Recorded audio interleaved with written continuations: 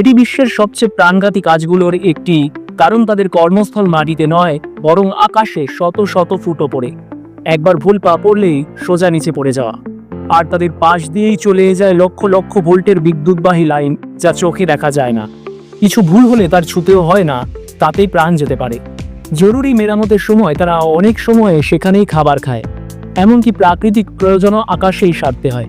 বিষয়টা এমন নয় যে তারা নির্ভীক, তাদের আসলে কোনো বিকল্প নেই।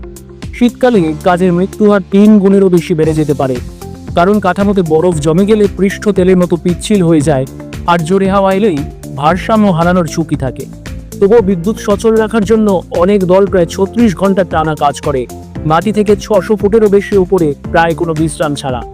শহরের আলো আবার জ্বলে উঠলেই কেবল তারা নিচে নামে বাড়ি ফিরে স্ত্রীকে শুভরাত্রি জানাতে পারে। আর এভাবে জীবনের ঝুঁকি নিয়ে কাজ করার জন্য তাদের অনেকেই মাসে মাত্র কয়েক হাজার ডলার আয় করে। তোমার কি মনে হয় এটা ন্যায্য?